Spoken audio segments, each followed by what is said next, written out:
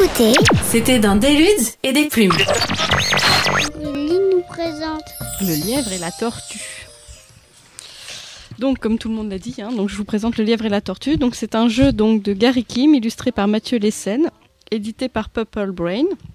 Alors, c'est un jeu qui, sur la boîte, est marqué pour les 7 ans et plus, qui se joue en 20 minutes, de 2-5 joueurs, et qui coûte environ 23 €. Voilà, pour ce qui est... Des infos. Des infos, voilà. Alors, donc, la tortue doit relever le défi du lièvre revanchard et la nouvelle fit le tour du pays. La grande course allait commencer et tous les participants étaient enfin parés pour cette grande épreuve.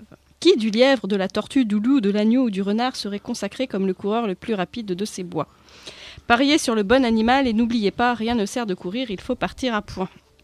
Donc voilà, ça c'est la 4e de couve qui nous met un peu dans l'ambiance du jeu. Donc je vous avais déjà présenté, moi, les 3 petits cochons, il y a quelques temps de ça. Donc là, c'est le 3e tome, en fait, puisque c'est en forme de livre. Donc, Contes et légendes. Voilà. Donc il y a eu les 3 petits cochons, Baba Yaga, et prévu en 2015, La cigale et la fourmi. Donc là, on est sur le numéro 3. Donc le déroulement du jeu, c'est donc de créer un parcours avec des tuiles, de placer les pions animaux donc, que je vous ai énumérés là tout à l'heure, sur le départ. Donc tout le monde avance les mêmes pions. Donc au départ, on a chacun une carte pari et une carte course qui sont retournées face cachée. Donc en fait, on parie sur l'animal qui va arriver le premier, le deuxième ou le troisième. D'accord, on n'a pas chacun son animal à déplacer. Je dis pas moi je joue avec le lièvre, toi là. Non, d'accord. En fait on parie en secret sur un animal et après tout le monde, en fonction des cartes qu'on va poser sur la table, on fera la course tous en même temps. C'est une initiation au tiercé. Ouais. En fait. Donc après le jeu se joue avec les cartes qui représentent donc chaque animal et on doit poser sur la table de 1 à 4 cartes du même animal. D'accord. La course des animaux est lancée une fois qu'il y a soit 4 animaux identiques posés sur la table ou 8 cartes posées en tout. On ne peut pas dépasser les 8 cartes ou les 4 cartes identiques. Donc dès qu'il y a 8 cartes, même s'il n'y a pas eu 4 fois le même animal, ça se lance. Exactement.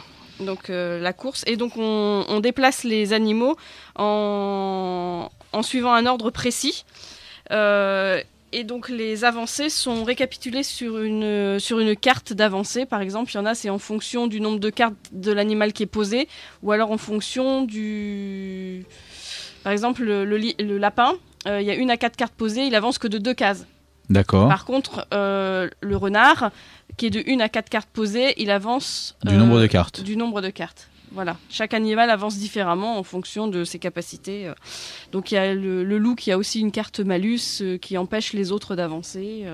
D'accord, donc en fait, en plus d'avoir un petit jeu de course, parce qu'on s'attendrait effectivement à avoir un petit tiercé ou un petit Formule AD où on se dit tiens, j'ai mon personnage et je speed, là on parie sur un personnage, oui. on va essayer de le faire avancer, mais on n'est pas sûr de réussir à le faire avancer. Pas du tout, parce que c'est en fonction des cartes que les autres vont jouer, qui eux ne doivent pas montrer aux autres sur quel animal ils ont parié, pour pas qu'ils soient découverts, pour pas que les autres... Donc c'est assez stratégique en fait comme jeu. Et donc le jeu s'arrête une fois qu'il y a les 3 premiers animaux qui sont arrivés sur le podium. Forcément. Voilà.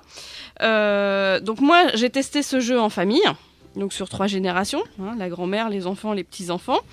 T'as joué avec tes petits-enfants ? Ouais.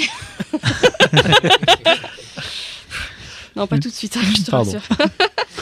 Donc moi personnellement, voilà, les points positifs que t'en as retiré, que j'ai retiré sur ce jeu, c'est que je trouve que la mécanique de jeu elle est impeccable.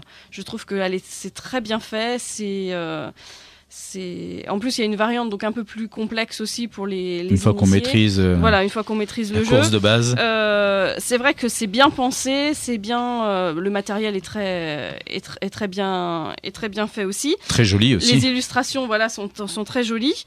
Il y avait même un petit bonus dans ce jeu, une petite carte supplémentaire pour les 3 petits cochons, donc c'est sympathique. Le petit goodies dans le jeu pour le jeu d'avant, ça c'est bien pensé, ouais.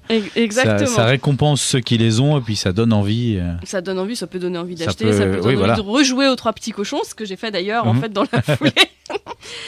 puisque finalement j'ai fait un comparatif entre les deux. Je vais y revenir après. Donc moi par contre les points négatifs que je vais pouvoir en retirer aussi, c'est que je trouve que finalement c'est trop complexe pour des enfants à partir de 7 ans. C'est trop stratégique. Trop compliqué à comprendre. D'accord, il y a une mécanique on serait sur un simple tiercé, voilà, mais là c'est trop compliqué. Les enfants s'y perdent, savoir combien de paris et comment avancer. Parce que les miens ont l'habitude de jouer, mais là vraiment.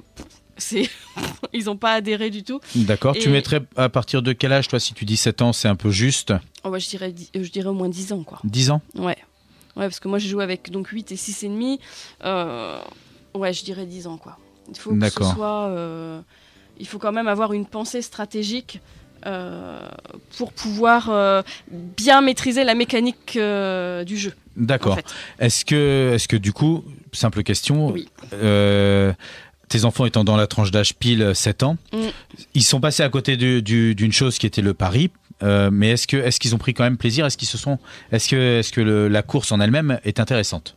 Ah non, pour eux, non, ils n'ont pas adhéré du tout au jeu. Hein. Non. Donc, non, je pense qu'il faudra y revenir, mais un peu plus tard.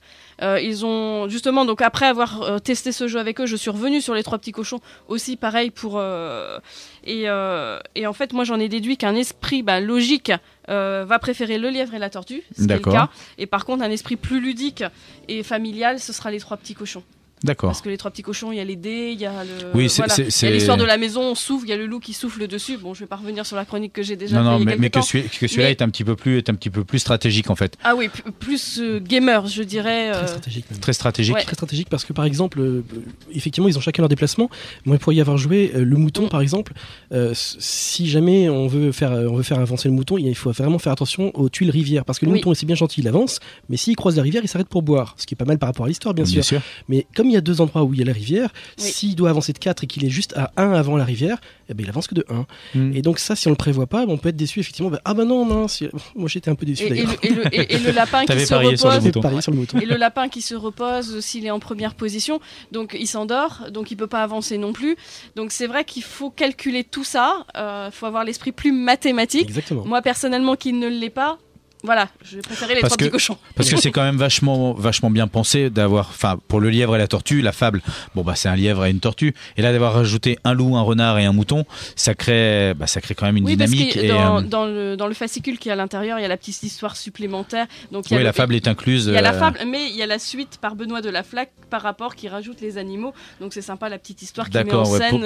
Pour les amener. Exactement. Juste une petite question, après je suis pas sûr que quelqu'un ait la réponse ici. Oui, vas-y. Non, mais lié justement aux 3 petits cochons, liés au lièvre et la tortue. Comment ça se passe quand on veut travailler un jeu qui est basé sur quelque chose d'existant, je veux dire une fable existante. Domaine public. C'est rentré dans le domaine public. Genre Réponse, par exemple. Genre Réponse, par exemple. En fait, moi, justement, Réponse, c'est né en partant de Parthenay, un 14 juillet d'il y a 2 ans. Je venais de rencontrer Benoît Forget, qui est donc fait partie qui a fait les 3 petits cochons, jury, qui fait effectivement Purple Brain. Et dans la voiture avec Charlotte Fillonneau, on s'est dit, est-ce qu'on peut justement utiliser une histoire pour faire un jeu, ou est-ce qu'il faut avoir une mécanique et puis ensuite pourquoi pas lui greffer un thème, et on a discuté, et c'est comme ça que sont nés certains de nos prototypes qui sont pour beaucoup enterrés, mais notamment Réponse, se dire est-ce que je peux partir d'une mécanique, et après la question c'est est-ce que j'ai le droit d'utiliser Réponse, parce que Disney était passé par là, et puis on a fait des petites recherches et on s'est aperçu qu'effectivement, je crois que ça date de la fin du 19e, je crois. Rapunzel, c'est largement passé dans Rapunzel, c'est jamais largement passé dans le domaine public, donc oui c'est complètement autorisé, mais à chaque fois que je l'ai fait tester, j'ai des parents qui m'ont dit mais c'est à Disney ça. Non, c'est pas à Disney. Non, à la base, il y a beaucoup de choses aussi d'ailleurs. Mais si, Blanche-Neige et tout, c'est appartient. Après, il y a le côté plutôt l'utilisation des graphismes qui va être protégé, mais voilà, c'est ça, c'est exactement ça. Ils ont dû déposer la forme, par exemple, la typologie, où ils ont la police, ils ont dû les designs des personnages, peut-être même certains points de l'histoire qu'ils ont inventés. Mais non, Réponse après Rapunzel, effectivement, c'est domaine public. Bah oui. Donc le lièvre et la tortue aussi, Jean de La Fontaine étant mort depuis bien longtemps. C'est clair. Puis la Fontaine, c'est dans le domaine public. Quoi ? Ça fait longtemps, il y a plein de gens qui disent on se rend rendez-vous à La Fontaine par exemple, donc tu vois ça s'utilise tout le temps, avec des gens. Depuis longtemps avec des gens. Donc moi ça m'a donné envie d'essayer. Non mais Au contraire. Oui, c'est ça. Et puis en plus, enfin, mal adapté au niveau de l'âge peut-être. Ce qui n'est pas, personnellement, rien. moi, c'est le gros point que j'en ressortirais. Après, non, au contraire, c'est comme je souligne que la mécanique de jeu est impeccable. C'est très bien pensé, c'est très bien construit. Voilà. Alors, tu l'as dit au niveau du. Enfin, moi, je trouve les graphismes vraiment magnifiques. Les dessins sont très très beaux. Moi, les petits stickers j'ai mis un tout oui. petit bémol, voilà, sur les stickers sur les bouts de bois qui des fois sont un tout petit peu mal adaptés si c'est pas bien collé. Par contre, hormis ça, au niveau du matos, on a quand même une piste de course qui peut éventuellement être modulable. Qui est complètement modulable puisqu'on la met on change comme complètement les tuiles comme on veut. On a une ligne de départ, une ligne d'arrivée à monter en relief. On a un podium à monter en relief. Enfin, ce qui crée quand même quelque chose de très ludique pour les enfants, puisque à l'arrivée on place son personnage sur la première case. Si on a, enfin, le personnage qui est arrivé premier.